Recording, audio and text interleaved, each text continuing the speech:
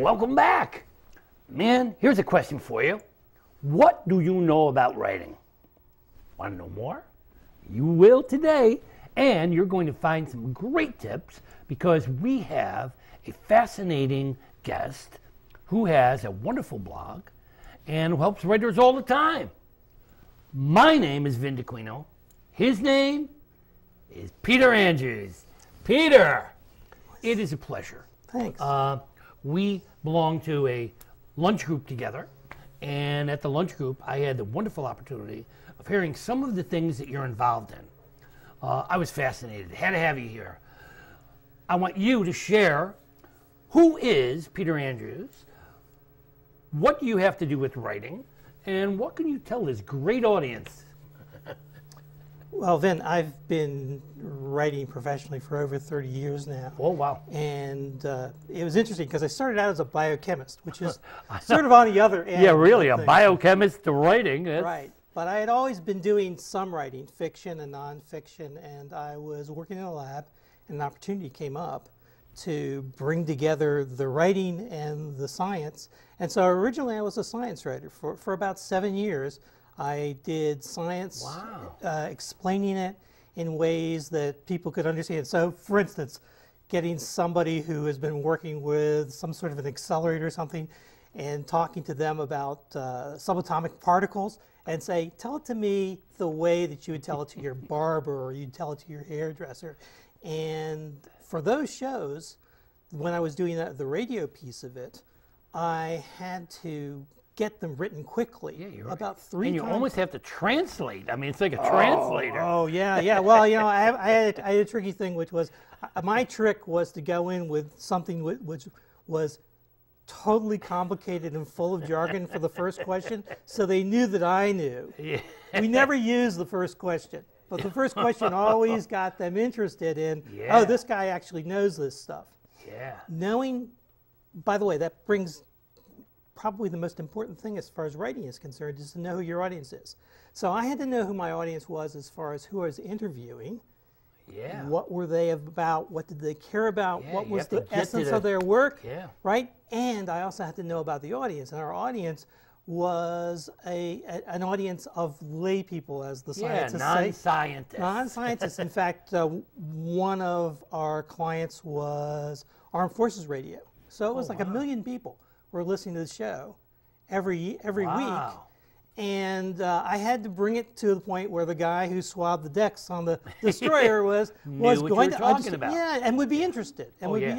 We had a writer in our Mahopac Writers Group, and he wrote like the Gyroverse, and he wrote these science books, and he would give them to me to read, and I'd be like, what you talking about? I had no idea. He was talking about all these different ratios, and I was like, oh my God. And the group said the same thing. You know, well, sounds wonderful. It'd be great if we knew what you were talking about. And that's what he had to do too. He went back and tried to make it clearer for the average person. And it's one thing to be a great writer. It's another thing to be understood. Right, and that all has to do with who you're actually writing for. So for instance, for some decades I used to write for World Book Encyclopedia. And I'd do the updates on chemistry for the year, for instance. And I had to write that at a level of somebody who's in the 6th grade. Yeah. Right? So you say, okay, so what do they care about, first of all? And how do you introduce the subject in a way which will catch their attention? That's right. And this is incredibly important when you're doing your writing. It makes it easier. So often one of the things I do when I'm teaching is I have actually people write a letter about what their story is to somebody they know. So and to a specific person. When I used to write exercise. When I used to write speeches, like at one point I was a speechwriter, and about half of my people were salespeople and half of my people were engineers that I had to write. Oh, wow. Right? That was the audience for the speech.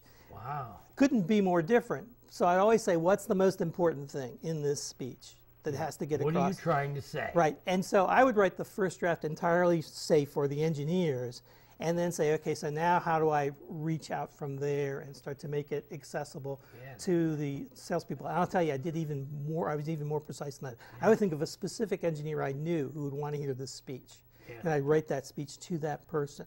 Vonnegut always wrote to his sister. When she had been dead for many years, he still wrote the first draft, not the last draft. Right. The first draft was written to his sister, and it gives your work an amazing focus. That's what, I mean, what a great writing exercise to have someone do that. Say, look, don't write for you, write for your audience. Remember, you know, whenever I work with writers, that's the first thing I say is, who is this for? And they say, what do you mean? I say, who are you writing for? Is this for young adults? Is it for adults? Is it for little kids? Who do you want to understand this? Right. And that's really crucial. It's absolutely essential. And speech writers, you know, I've always had a little yearning inside of me to do that kind of thing because I love, you know, I do a lot of speaking. Mm-hmm. So I write my own little speeches, but the speeches change with the audience. If I'm speaking about Sybil to the DAR, I speak one way. If I'm talking to historians, I do another. If I talk to librarians, another. Teachers, children, same story, but you alter it to your audience. Right, and I'm going to give you a trick right now. Okay. As far as when you're writing a speech, and I used to write, sometimes I'd write 70 speeches in a year. Wow. Right? So you don't have a lot of time. So you get on the phone with somebody who's sponsoring the speech, the host, and you say, tell me, the first question you ask is, tell me the worst speech that ever was given to your group. They always know immediately. Oh, yeah. Oh man, they know like in an instant. Oh, yeah. Right? And so they tell you about it. And that tells you, okay, so now I What to know avoid. these are the things not to do, and it tells you, you immediately know things about the audience that you never would have known otherwise. And then you say, it takes a little longer for this, tell me about the best speech that ever came to this audience. And they do that. It takes them a little longer, and then you've got it bracketed, and then you know what to do. That's a good idea. Yeah, you know, when these places call me, I just got a phone call recently. They said, Vin, can you address, we need you to be the MC at an event we're doing for kids who've written poems, and we've created a book with those poems. And I say, I can't thank you enough because now I know who I'm talking to. Right. You know, some people call and they say, you know, we were wondering if you could do a speech on Sybil Ludington. And I say, to whom? And they say, what do you mean? I say, who will be in the audience? Am I talking to librarians? Am I talking? And I need to know.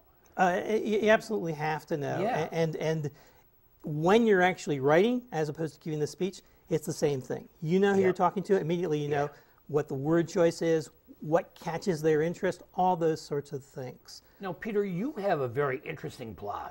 It's called How to Write Fast. Right. What does that mean? Well, it's sort of a cute way of saying how do you become more productive. And I've actually, over the years, there have been probably 1,000 people that I've given some help on this talk, a course or whatever. And the amazing thing is that these people all have stories to tell, but they're stopped because writing seems to be hard or they can't get it finished. All these things get in the way. And so I classified over time, what are the worst things that get in the way? And of course, not knowing the audience is a really big one, but there are other things too that get in the way, like people who go and rewrite constantly. I know people who have started a novel and they've rewritten the first 3 chapters 50 times, and they haven't gotten past that. I have that. I know people who have been in my writing workshop 10 and 15 years, and they're on chapter 1 still. They write it and they rewrite it and they write it and they rewrite it. And there comes a point where you have to let go and keep going. Right. And, you know, understand what it is you need to achieve in each one of these chapters and then go after it. Well, especially for fiction, you don't know what that story is until you get to the end. Oh, no, those characters. And so you run it all the way to you. the end, and then the other stuff is rewriting, and you do revision in a different step. I tell my writers, never write your first sentence first. And they go, what? I say, never write In fact, never write your first paragraph first. And they say, what does that mean? How could you not write your first paragraph first? Write your book. When you're done, go back to the beginning. And you're going to know things you never knew when you started. I have an idea of where my book's going to go, but I don't know where it really is going. Well, often your characters tell you, right? Yeah, absolutely. Especially my characters would like younger. I mean, some of them are involved in so many different things, and I mean, I literally make myself cry sometimes. I'm writing a scene. I'm going, oh my God. And if you've put all this time into those first chapters, you don't want to cut anything that's in front of that. The words become too precious. So most professional writers, when you sit down to write, first you're writing to yourself in a way. You're learning, okay? And so the first 20 pages almost always are cut. You know, and if you've made those precious, you can't do that. I stole a line from AA. Mm-hmm. When it comes to your character, if you love them, let them go. Yeah, yeah. Leave them alone. Stop being a mother or a father. Leave them alone. Let the character tell you the story. Don't you push the character. It's not your job. Breathe life into the characters and let them live to the end. So they'll surprise you. Because, you know, one of the reasons why we read is because we love surprises. Yeah. And if we're not surprising ourselves, we're not surprising anybody else. I'm thrilled to be the first reader to read my books. Yeah. And that's really the truth. The first time it's finished, sometimes I read it, you're like, oh no, I could have done that. Yeah. But after the first time through revising, then you start to really Writers get need excited. tough skin, and that's true. You know, when we do our writers group, that happens. You know, one of the I did a radio show a couple of days ago, and the guy who does the show, John Mack, said, he said, you know, I was so surprised when you read your work to the group, and they didn't like it, and you didn't get upset. You just said, okay, yeah, all right. He said, I thought you were going to go home and just say, pfft. And you came back with the entire chapter rewritten. I said, absolutely, because you do need to hear others. And again, when you're writing it, oh, it makes perfect sense. It's wonderful. You did it, you know, but you do need another set of ears. That's why I recommend writing workshops. I recommend blogs. Mm-hmm. So writers need to hear other people, and they certainly need feedback from their audience. Another thing I tell some of my writers, when you're writing the book, go sit in the audience. And they said, what? I said, write for you. You be your own critic and try to hear and think about what other people might say about that passage you just wrote. But be careful of that, because if you do that as you're trying to write, see, I think it's left brain, right brain stuff. You just let it. And I think left brain is telling the story, and right brain is editing. And if you keep switch back and forth, yeah, it can make you nuts. And it drains your energy and it discourages you. Yeah. Get through all the way to the end. Good. By the way, if you're a new writer, write really short stories first. Yeah. Because you know what? Nobody's going to read your novel. Okay, right on. Nobody's going to read your novel. If you say, I've got a short story that's only 1,000 words long, yeah, they'll read it. And you'll get criticism. You know what you ask them? You say, did it get your attention? Did it keep your attention? And were you satisfied with the ending? Yeah. Those three questions. And anybody who enjoys reading can give you those answers, and those are invaluable. Yeah. Now, some people want to try and rewrite the whole thing for you, you know. That's another thing I tell my writers. I can't tell you how many wonderful writers I've seen waste their talents because they've taken their work, given it to people who are not critics, not even readers, and they give it to them, and those people read it and they go, ugh, I can't read this.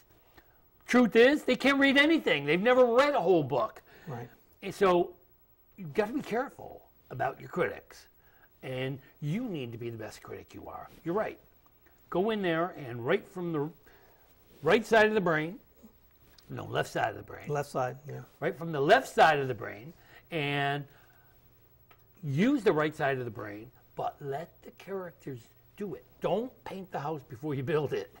Right, right. It's absolutely essential. It's another problem people have, because writers tend to love a lot of projects. Yeah.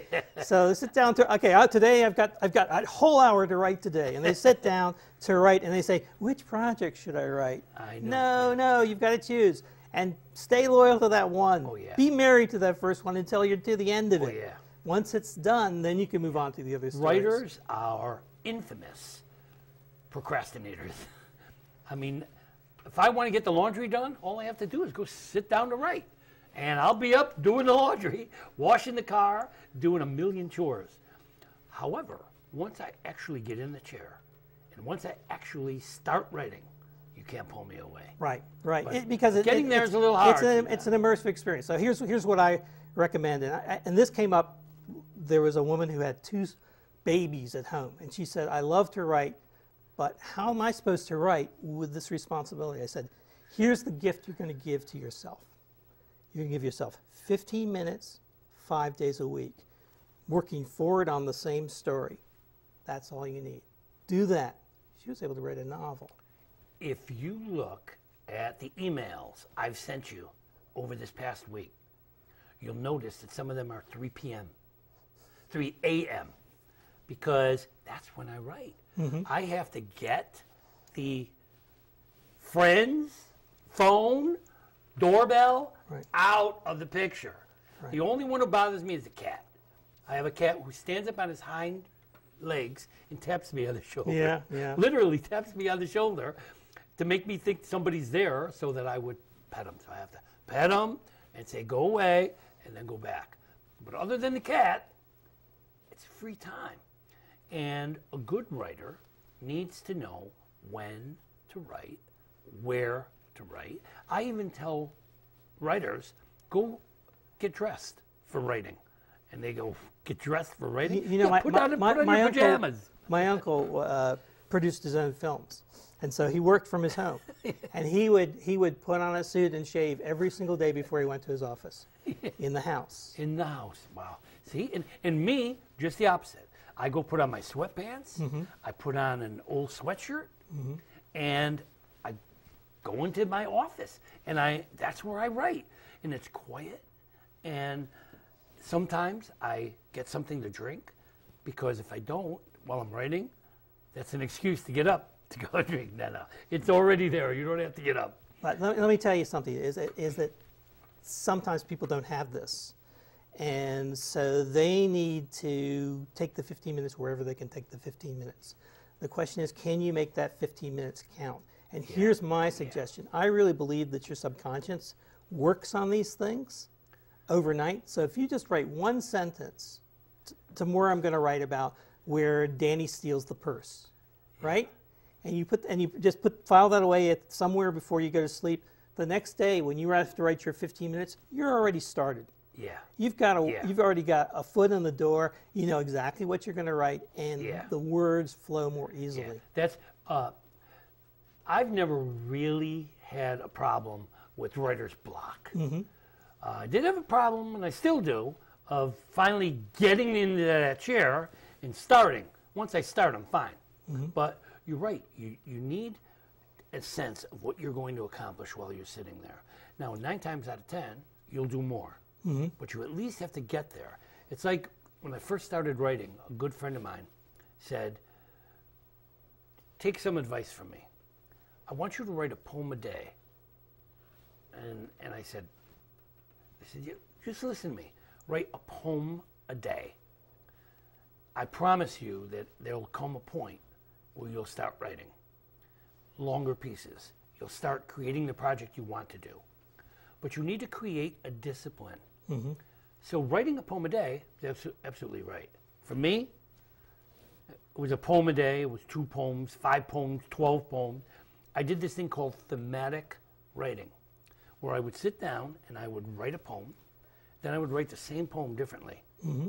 and another poem, and I would... That's so valuable as far as developing your voice. That's what it does. When you do that sort of thing. And particularly you try and do it in different ways. Yes. And sometimes when I don't know how to start a story, I say, okay, so how would Stephen King start this story? Yeah. Or how would Mark Twain start this story? I pull a book off my shelf, and I start reading. Mm-hmm. And because I'm reading somebody else's book, the voice behind me goes, yo, procrastinating. Yeah. And I shut it and I start working. Right, right. So that's another way to do it. Yeah. And it's amazing how the story will start to write itself sometimes. Yeah, and I mean, there were times when I would sit down after dinner and my wife would tap me on the shoulder and say, you better take a shower. You have to go to work in an hour. And I'm like, oh my God, it's 6 o'clock in the morning. Well, you lose that time. I mean, okay, so I used to set a timer for this is the amount of time you have to write. Yeah. And of course that got exceeded all the time. Now I set a timer that says, here's when you have to get up and stretch so you don't end up in physical therapy. Okay, but by the way, that's another thing to think of when you're writing is make sure that you are stretching. Make sure you're taking care of your body. Yeah, do you know that I had on this show a chiropractor? Mm-hmm. And the chiropractor came on the show and said, when you write, sit like this, hold your arm like this, don't do this, don't do that, and talked about all the different positions and things that you should never do as a writer. Mm-hmm. Whoever even thought of those? Then she even did she put me out on the table and exercised parts of my body and just made me feel comfortable and relaxed. It's amazing. Two of the main things that I do for myself, one is I have a standing desk. I don't use it all the time. I use it part of the time. The other thing is that half of my composition I do through dictation. I use Drag and Dictate.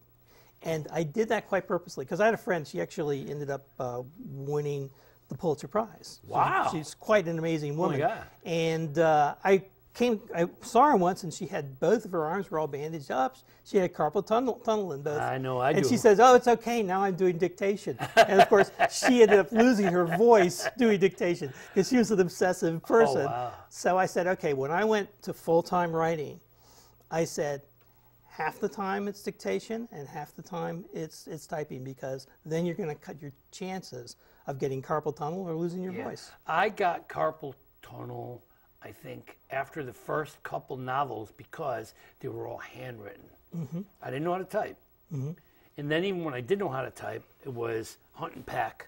So I beat the daylights out of my wrists and I ended up with carpal tunnel. Hasn't bothered me. Mm-hmm. I've got 12 novels, and for some reason, the way that my office and my keyboard is set up doesn't seem to bother my carpal tunnel. You know the test for carpal tunnel? No. Take your wrist and hold it like this. Mm-hmm. If your hand goes numb, you have carpal tunnel. Oh my Lord, that's a good thing to know. Yeah, that's how it works. And it's funny, I didn't know this test. So, I tested it. Oh my God, it works. But there was a point when I don't know what I was doing with my writing, but it was painful. And I would wake up in the middle of the night in pain. And I knew people who had the same problem. They were operated on, So I don't know what happened, but don't want to talk about it too much, but it seems to have almost gone away. And it does have to do with how you position your hands. Oh yeah, it makes and taking the breaks. And in my case, because I write so much, I mean, I write at least 10,000 words a week. Wow. And because I write so much, if I write 5,000 through dictation and 5,000 through typing, that works. All of this comes under what I call your personal writing profile. Mm-hmm. And I do this with writers, and I say, okay, talk to me. Where is the best place for you to write? When? How?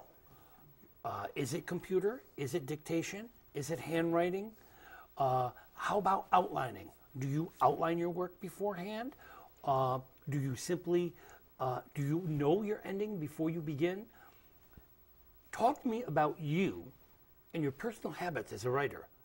And it's amazing. No two writers are the same. Right. So knowing who you are and what helps you to produce the most is essential. Right. I think you have to know that. And one thing I advocate people doing is keeping some sort of a journal of here are the techniques I use, particularly for rewriting, because rewriting is one of these big words, but it means a whole bunch of, it means a dozen or more different tasks, right? And so if you've got this sort of a reference, you know the way I'm going to go through and make sure that the scenes are solid is by using this technique here or using this technique. Now, for me, that means sometimes, sometimes I Yeah. experiment. So I have one Yeah. that I say, okay, I've got my fallback, which is the one I've used 100 times, and then I've got this new thing I'm going to try and see what happens. And there's even simple things that you think every writer does, and it's not necessarily true. For example, some writers finish a chapter, then they go back to the beginning of the chapter, and they reread it, rewrite it until it's perfect. Then they go to chapter 2. Yeah. That's not true for every writer. No, it's not usually a good idea because it's hard to get the whole story It's out. very hard, but some writers work better that way. Right. It's about Yeah. 10-15% based on the people that I spoke A with. writer friend who of do mine that. said, Vin, do you know who your characters are? I said, yeah. She said, no, I mean, do you see them? She said, my characters are all based on the people I know. I said, what? She said, yeah, when I write a character, I see somebody I know and model that character after that face. I said, ow, I could never do that. I said, my places are, all of my books have real places. Right. When I did Kiss the Candy Days Goodbye, I went to the hospital and sat in the emergency room to watch what was going on there. I went upstairs in the hall in the children's section, and I watched and listened to all the sounds and the sights. Not everybody does that. Right. So you need to find what works for you. Now, I have bad news for you. We're down to like the last minute and a half. Final words for this audience. Final words is if you've got a story in you, Get it out. Get that story out, right? And I think the best, if you haven't done it before, write something that's only 1,000 words. And it can be 1,000 words that are nonfiction, it can be 1,000 words that are fiction, but get it done. Yep. Here's what I tell writers. Talkers talk. Writers write. Don't talk about your book. Oh, however, that's good. Talk about your book, but you have to write it too. If you're spending more time talking about the book than you're you are a talker, you're writing not a the book, writer. then it's gonna mess you up. Absolutely. Ladies and gentlemen, what a treat. I love talking writing, and I love talking writing with people who know what the heck they're talking about. Peter Andrews is one of those people. Peter, what a pleasure. Thank you for taking your time to so come here much. today. Your blog is howtowritefast.com. Yes? Well, blogspot.com. Oh, blogspot.com. Right. So how to write fast, blogspot.com. With a dot between the How to Write Fast and the Blogspot. There you go. Stay tuned to this show. Keep listening to all these wonderful writers. Thank you for being part of us. Peter, thank you for being here today, sharing your expertise. And in just a few seconds, we are going to be seeing that infamous black screen.